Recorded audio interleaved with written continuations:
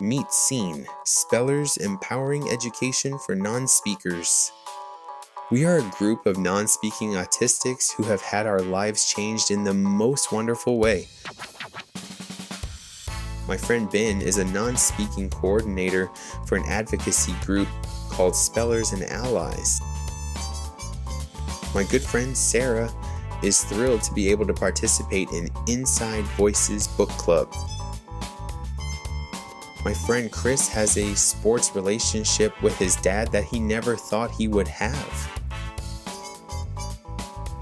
My friend Will is majoring in Human Services at Montgomery County Community College to get his associate's degree, while my good buddy Matthew is a fine arts major in high school and is taking dual enrollment classes at Temple University. Both are getting amazing grades. My good buddy Jace was excited to have his article published in Pediatrics Medical Journal. And as for me, I am proud to say that I have written and published 6 books. How did we do this? Spelling to communicate is the answer. I am Gregory Tino, and I will be your teacher today. Welcome to our S2C 101 class, where you will learn about this method by the experts, us.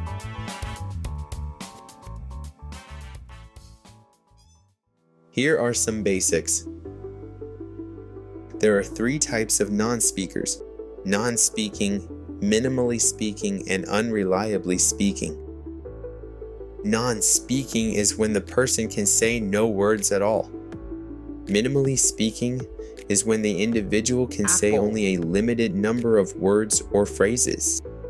And unreliably speaking is when the person can say many words and sentences, but still is unable to hold a conversation. I am unreliably speaking. Many people believe unreliable speakers don't need this method, but I can tell you that they do. Much of what comes out of my mouth is not what I really mean to say. S2C enables me to express my true intent. S2C has helped me, my non-speaking friends, and a growing community of others around the world. This method works for people with apraxia, the condition in which our brain does not control our body as it should. We often refer to it as the mind-body disconnect. Gross motor movements are easier for a person with apraxia rather than fine motor movements. Talking requires fine motor control, and this is one of the reasons why we can't hold a conversation. It was not Capri with him. Yes, it is completely frustrating, but S2C can help. Apraxia tricks people into thinking we're unintelligent and don't understand what is being asked of us. We can't show you what we know and how much we understand due to our rogue body that has a mind of its own. Apraxia fooled my teachers in school for many years, which made them keep teaching the same things over and over, even though I knew in my mind what was asked of me. This is a video of my good friend Ben as he struggles with apraxia while setting the table. He knows how to do it in his mind, but apraxia makes him have difficulty completing the tasks.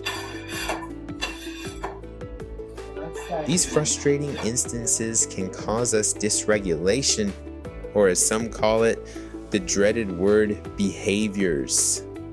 Dysregulation is defined as difficulty managing and expressing emotions in a socially appropriate manner. Dysregulation happens when we get anxious and frustrated and respond differently than neurotypicals do. I find that I flap my arms and yell loudly. It has the look of a negative behavior. Others will do something different. You may think we have control over it, but most times we don't. Apraxia makes us look different outside than we feel inside. Some of us can't smile when we are happy, or some may laugh uncontrollably even though we are sad. I once chose to stay home instead of attending the funeral of my support worker and good friend Stephanie because I feared I would laugh out loud and be viewed as if I didn't care that she died, which was very far from the truth. Apraxia is one of the most challenging and misunderstood things about autism. Spelling to communicate is a method that involves using the gross motor movements of the upper arm to point to large letters on a stencil board. Initially, some spellers can't even point with their fingers, so a pencil is used. The first boards consist of larger letters on multiple boards. The next step is one board with all 26 letters. Once the speller has learned to control his or her body, the next step is a laminate board. Questions are asked with one known answer, so the CRP communication regulation partner can verbally and gesturally coach the speller to point with their finger to the correct letter. Over time, as the speller progresses, coaching fades as the person gains independent control of their spelling. From a laminate board, the next step is a handheld keyboard. Awesome, keep going. Great. As skills progress, the final step is with the keyboard on a stand. Nirvana.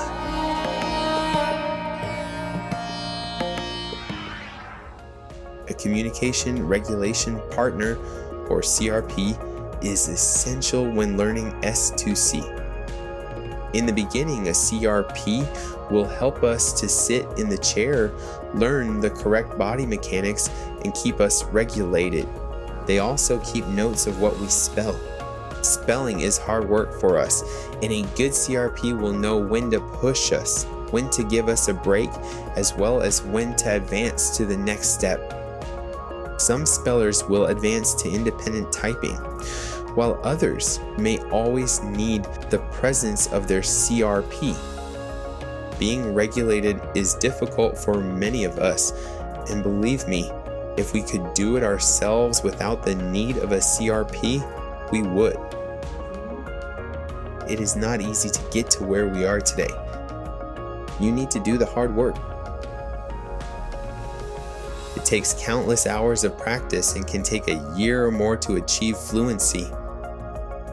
It may look simplistic to neurotypicals, but in reality, it is not. You can't expect to just pick up a letterboard and do it with someone without training and lots of practice. This leads to 3 important points. 1, the CRP needs to be fully trained by a certified spelling to communicate instructor. For information on where and how to get trained, visit the International Association for Spelling as Communication website at i-asc.org. 2, there needs to be a level of trust developed between the speller and CRP. 3, even a seasoned CRP and speller will need to start at the beginning steps when starting to work together. Apraxia is a beast, so don't get discouraged. You will get there with a daily dose of presuming competence and practice. Many non-speaking autistics like myself have spent countless hours doing various therapies that didn't work very well and didn't allow us to verbalize what we really wanted to say. S2C is the first method I ever really had success with, and my friends would agree. As the saying goes, 26 letters equal infinite possibilities. For most of us, once we learn to communicate, it is the first time we are actually able to enjoy our lives. We can tell you what we enjoy. We can tell you our goals and what we wish for our future. A life finally controlled by us, as it should be, just like the rest of the world.